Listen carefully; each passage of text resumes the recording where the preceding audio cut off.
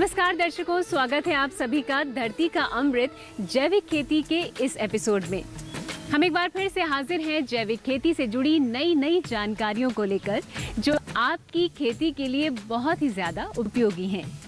इस कार्यक्रम के माध्यम से हम आपको जैविक खेती के उन पहलुओं के बारे में विस्तार से अवगत कराते हैं जो अभी तक आपकी जानकारी से दूर थे।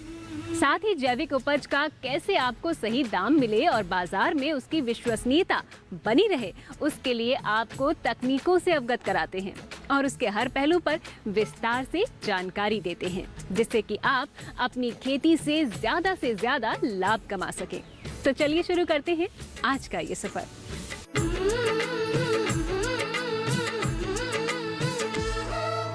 इस धरा की माटी पर लिखनी,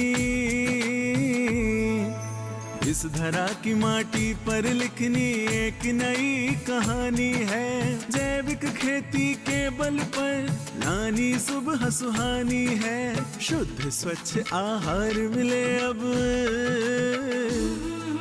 शुद्ध स्वच्छ आहार मिले अब, जीने का आधार मिले अब। ऐसी धरती बनानी है, ऐसी धरती बनानी है।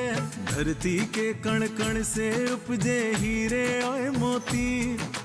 धरती का अमृत जैविक खेती, धरती का अमृत जैविक खेती, धरती का अमृत जैविक खेती, धरती का अमृत जैविक खेती। व्यावसायिक तौर पर जैविक खेती तेजी से बढ़ रही है, क्योंकि जैविक उत्पाद की मांग लगातार बढ़ती जा रही है और इसके बाजार की संख्या भी धीरे धीरे हर क्षेत्र में बन रही है, क्योंकि अब लोग जैविक उत्पाद के महत्व को समझने लगे हैं। यही वजह है कि ऐसे लोगों की कमी नहीं है जो जैविक खेती को व्यावसायिक रूप में अपनाकर अच्छा लाभ कमा रहे हैं या फिर अपने शौक और सुकून के लिए जैविक खेती कर रहे हैं। आपको मिलवाएंगे एक ऐसे ही जैविक किसान से जिनके जैविक फार्म देखकर आपको भी बहुत सुकून मिलेगा।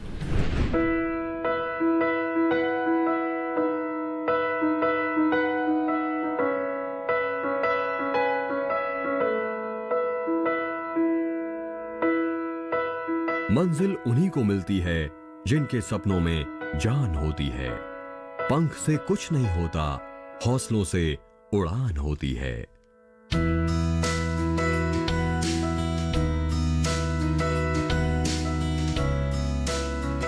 ये लाइनें आनंद मिश्रा उर्फ लेमन मैन पर सटीक बैठती हैं। आनंद लाखों का पैकेज छोड़ अपने गांव आकर जैविक तरीके से नींबू की बागवानी कर आत्मनिर्भरता की मिसाल पेश कर रहे हैं।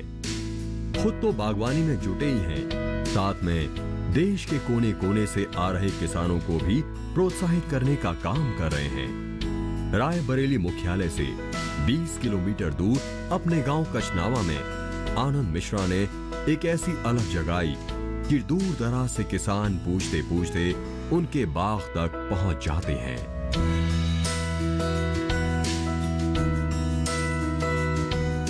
जैसा कि हम जानते हैं, हर माँ बाप या बच्चे के मन में होता है कि पढ़ लिख कर अच्छी नौकरी मिल जाए और जिंदगी मजे में कटती रहे। इसी तरह आनंद मिश्रा भी पढ़ लिख कर एक बहुराष्ट्रीय कंपनी में लाखों रुपए के पैकेज पर नौकरी करने लगे।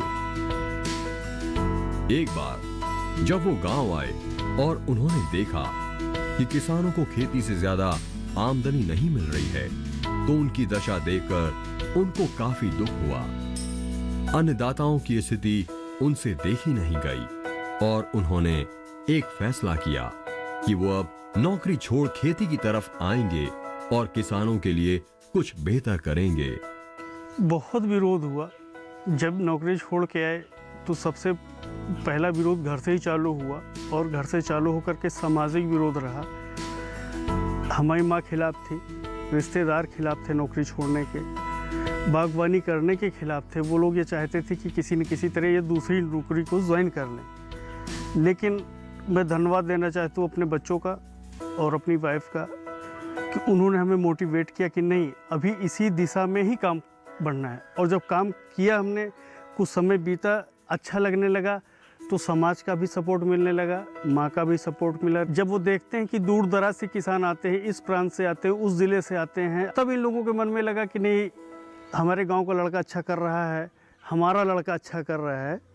ये चीज़ें थी भाई साहब।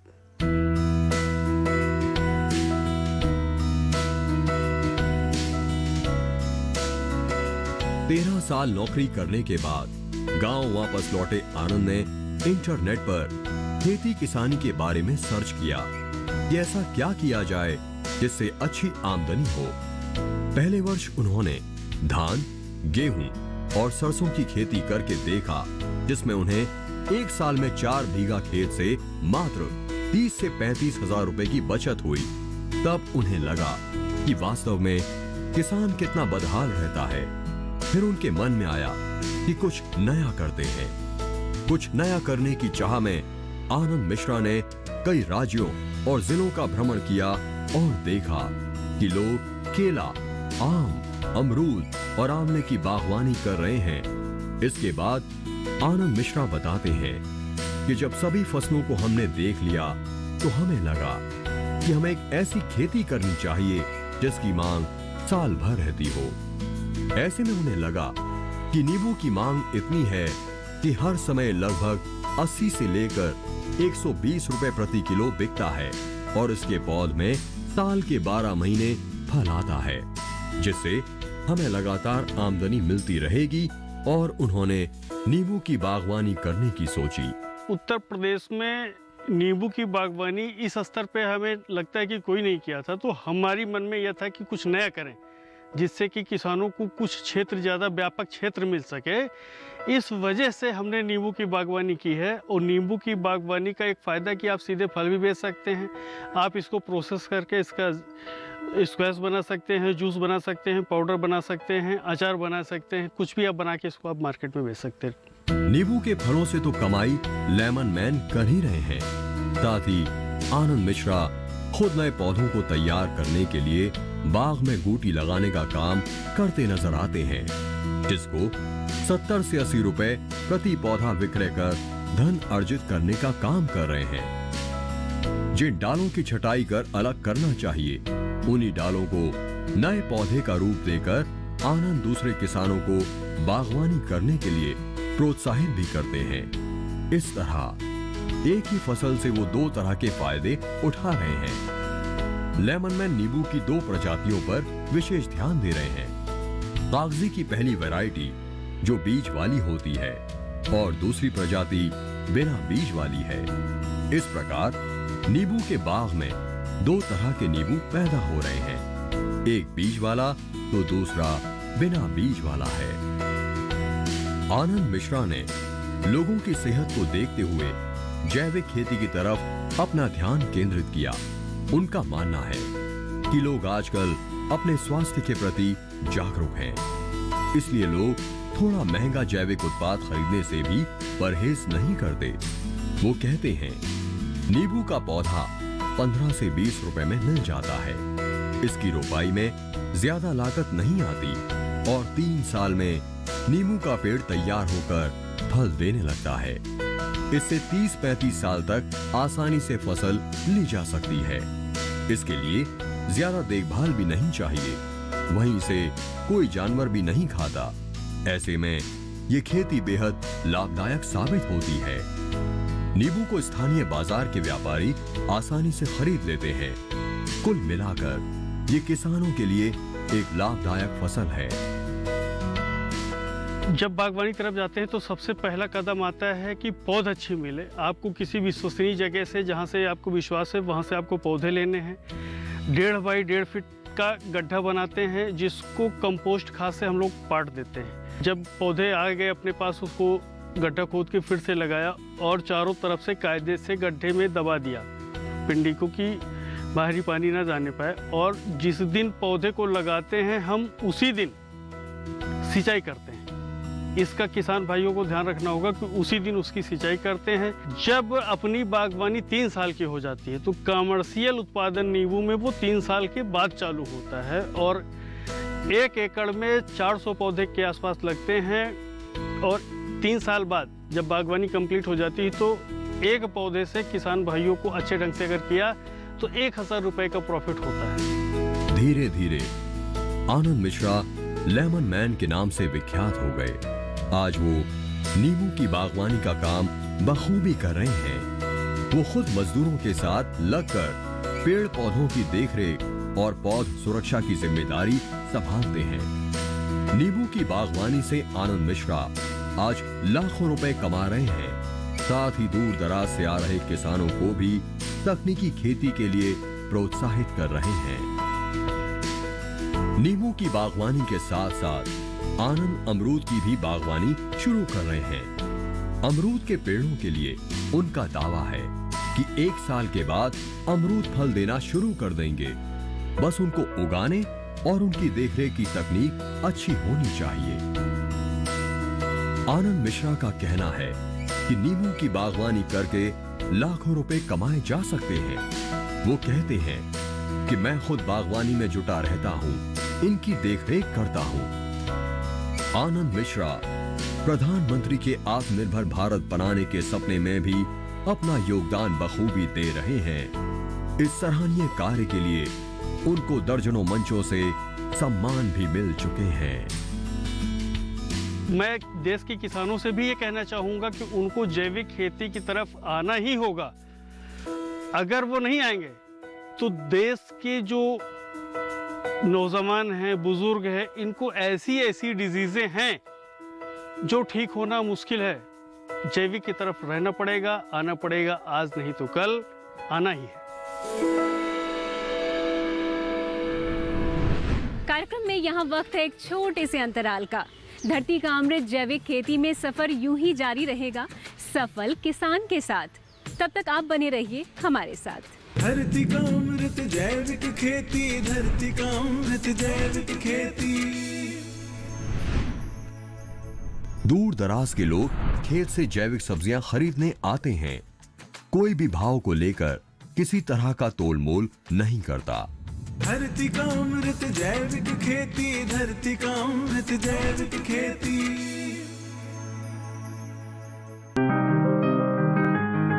बीमारियों से कैसे बचेगी फसल?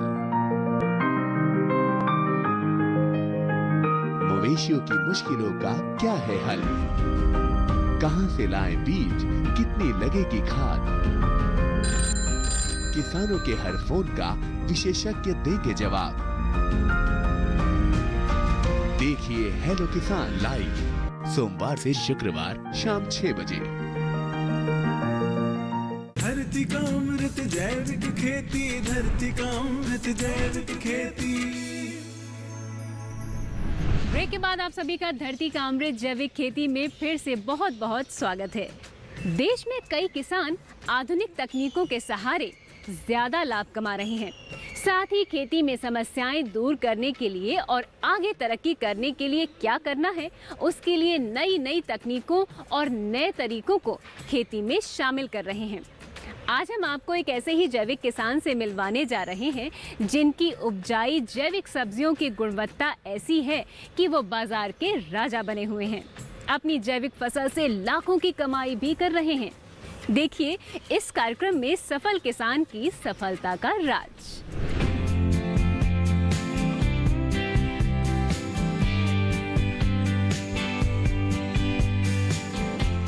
ये एक ऐसे परंपरागत खेती करने वाले किसान की कहानी है जो रासायनिक खेती से इतने ऊब गए थे कि उनको रासायनिक खेती में लाभ की जगह घाटा ही नजर आने लगा था।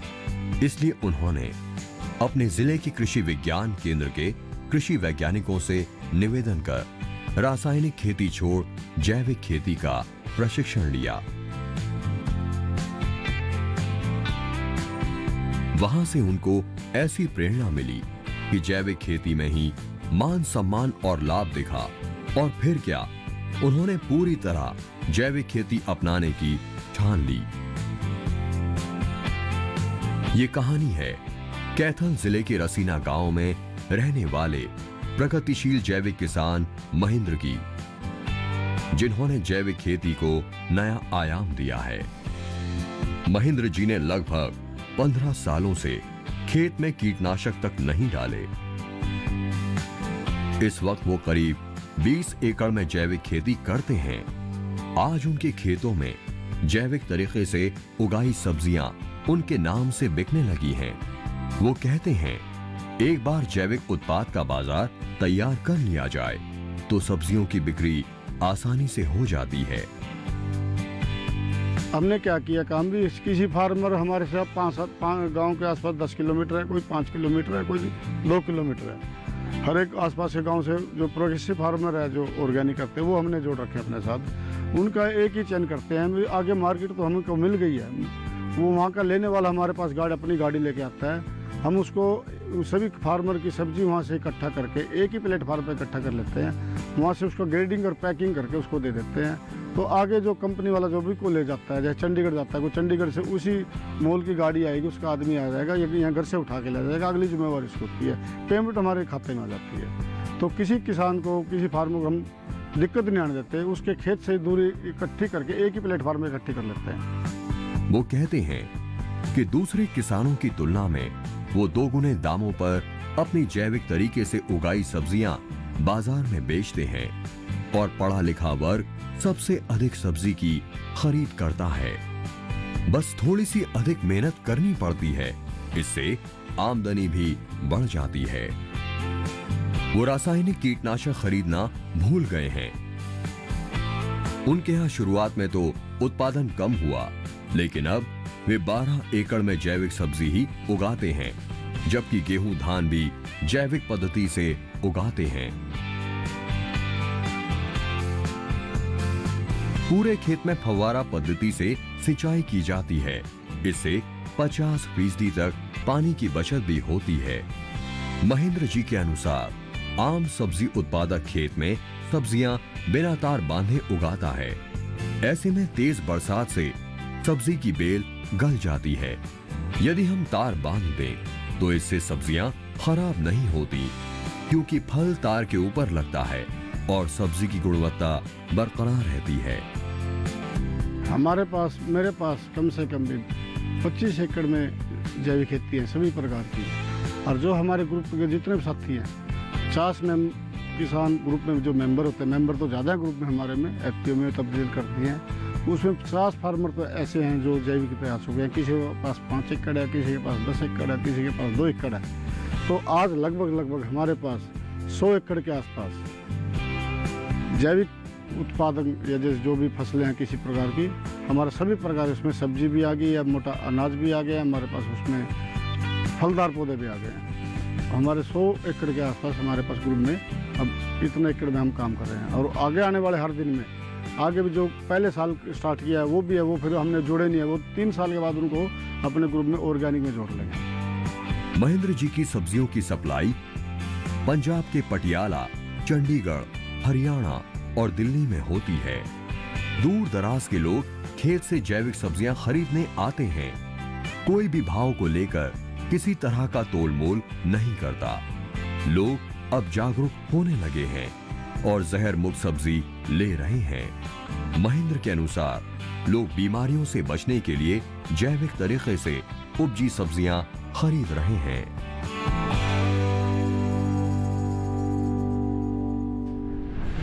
दूरदर्शन किसान चैनल के माध्यम से हमने आपको दी बहुत ही महत्वपूर्ण जानकारी धरती का अमृत जैविक खेती के इस कार्यक्रम में। फिलहाल यहाँ पर वक्त है एक छोटे से ब्रेक का। ब्रेक के बाद प्रगतिशील किसान के साथ सफर यूं ही जारी रहेगा। तब तक आप बने रहिए हमारे साथ। धरती का अमृत जैविक खेती, धरती का अमृत जैविक खेती। अब किसानों को दोबारा से पारंपरिक खेती या फिर जैविक खेती करने के लिए प्रोत्साहित कर रही हैं। धरती का अमृत जैविक खेती, धरती का अमृत जैविक खेती।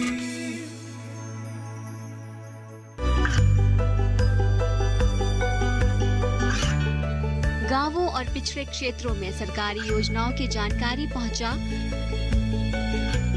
देश में कौशल और क्षमता विकास कर ग्रामीणों को सामाजिक बदलाव और विकास से जोड़ने की दूरदर्शन किसान की पहल चौपाल चर्चा देखें सोमवार से शुक्रवार सुबह 9 बजे।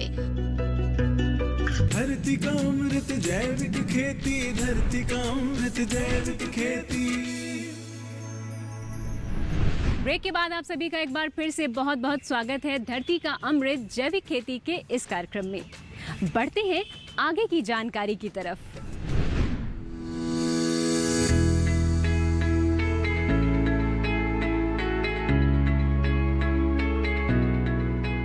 रसायनों का इस्तेमाल है जानलेवा। महेंद्र जी कहते हैं कि देश में हरित क्रांति आने के बाद पंजाब, हरियाणा और उत्तर प्रदेश ये वो राज्य थे जिन्होंने सबसे पहले कृषि के आधुनिक तरीकों का प्रयोग किया था। आधुनिकता के चक्कर में किसानों ने पारंपरिक खेती को अलविदा तो कह दिया, लेकिन इसके दुष्परिणाम आज भी देखे जा सकते हैं। रसायनों के ज्यादा इस्तेमाल से न सिर्फ मिट्टी की उर्वरक क्षमता कम हो रही है, बल्कि भूमिगत जल स्तर भी कम हो रहा है। इसके अलावा ये रसायन कई तरह की बीमारियों को भी जन्म दे रहे हैं। यही वजह है कि केंद्र सरकार और राज्य सरकारें अब किसानों को दोबारा से पारंपरिक खेती या फिर जैविक खेती करने के लिए प्रोत्साहित कर रही हैं। हमने जैविक खेती पे इसलिए बदलाव किया, जो जितनी भी पहले खेती करते थे वो रासायनिक या केमिकल से करते थे। दीमक के लिए कोई क्लोरो डालता था, कोई कुछ डालता था, ऊपर पेस्टिसाइड डालता था, डीएपी डालता था, यूरिया डालता था, पानी में लीच होकर नीचे जाता था। वो पानी पीने के लिए भी खराब हो गया और जो ऊपर स्प्रे करते थे वो भी खराब हो गया। इसलिए हमने वहाँ से सभी को जुड़ के वो ऑटोमेटिक फिर देखा भी ये तो सारी पानी पीने के लिए नहीं रहेगा, खाना भी बर्बाद हो गया। अगर बच्चों अपंग होंगे, बच्चों का इलाज नहीं होगा, जो जब गर्भवती पर खाना खाएगी उसका भी सिस्टम ठीक नहीं रहेगा। जब हमने सोचा भी तो जितना फसल अवशेष था वो मिट्टी में मिलाना शुरू कर दिया और उसके जितने भी केचुए तो होते थे वो केचुए हमारे दोबारा जो प्राकृतिक केचुए थे ज़मीन में आ गए और हमारी तब्दील को ज़मीन को उर्वर शक्ति में बदल दिया। आज वो हमारे इसलिए हमारी जैसे टेस्टिंग रिपोर्ट होती है हमारी सब्जी की, गेहूं की, जो भी होती है हमारी बिल्कुल नॉर्मल आती है, उसमें कोई जहर नहीं पाता। और उन लोगों को सीख भी लिया है जितना जहर डालेंगे उतनी खतरनाक होगा। अब हमारे खेती के अंदर ही जितना फसल अवशेष है वो हमारे कार्बन के लिए आएगा, खेत के लिए आएगा, जिम्मेदार के हक के लिए आएगा। बाहर से केमिकल खरीदना भी कम पड़ेगा। महेंद्र जी को देखकर कैथल के बहुत से किसान खतरनाक रसायनों का इस्तेमाल कम करने के लिए जैविक खेती पर जोर देने लगे हैं। लेकिन ऐसे कई और पहलू हैं जिन पर गंभीरता से काम करने की जरूरत है। जैसे किसानों को जैविक खेती अपनाने के लिए एक मिशन बनाकर हर खेत को जहर मुक्त करना होगा। ये सिर्फ सरकारी स्तर पर संभव नहीं है, बल्कि इसके लिए देश के प्रगतिशील किसानों को भी आगे आना होगा, जैसे कि महेंद्र जी ने अभियान चलाया है। किसानों के लिए मिसाल बने महेंद्र से प्रेरित होकर कई दूसरे किसानों ने भी जैविक खेती को अपनाया है। रसिया गांव के कई किसान आज जैविक खेती कर रहे हैं। वो खेती कर अभी सिर्फ अपने परिवार के लिए ही फसल उगा रहे हैं। देश और प्रदेश में जैविक खेती को बढ़ाना जरूरी है और ये कैसे हो सकता है, इसका उदाहरण कैथल ने पेश किया है। मैं खेती के बारे में इनसे 3 साल से जुड़ा हुआ हूँ। ऑर्गेनिक खेती करते हैं, 4 एकड़ में मैं खेती करता हूँ। मैं भी इनके साथ में जो भी मतलब अगर कोई मेरी खेती में कोई ऐसी कमी दिखती है तो मैं इनसे सलाह और ये भी देख लेते हैं। हमारे गांव में अच्छा मतलब इनका बहुत बड़ा नाम है। कैथल के कृषि अधिकारी की माने तो जिले में करीब 150 ऐसे किसान हैं जो जैविक खेती कर रहे हैं। इसके साथ ही उन्होंने ये भी उम्मीद जताई कि ये संख्या आने वाले वक्त में और भी बढ़ेगी। कैथल में जितनी जैविक खेती अभी हो रही है वो काफी तो नहीं है, लेकिन फिर भी दूसरे जिलों के लिए एक उदाहरण जरूर है कि बिना रसायन का उपयोग करे भी मुनाफा कमाया जा सकता है, जिससे जान और जहान दोनों की सुरक्षा होगी। इस तरह से आप प्रगतिशील किसानों की कहानियों से बहुत कुछ सीख सकते हैं। और अगर जैविक खेती की दिशा में आगे बढ़ते हैं तो जाहिर है खुद की अपनी कमाई, खेत की उर्वरा शक्ति के साथ ही उपभोक्ताओं को भी स्वस्थ और पोषण से भरपूर फल, सब्जी और अनाज उपलब्ध करा सकते हैं। खेती के इस बदलाव से आप स्वस्थ भारत का आधार रख सकते हैं। तो आज के इस कार्यक्रम में बस इतना ही।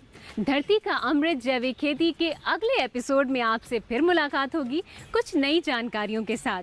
तब तक के लिए शालिनी सिंह को दीजिए इजाजत। नमस्कार।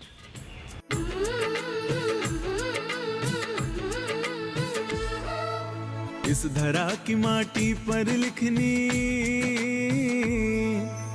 इस धरा की माटी पर लिखनी एक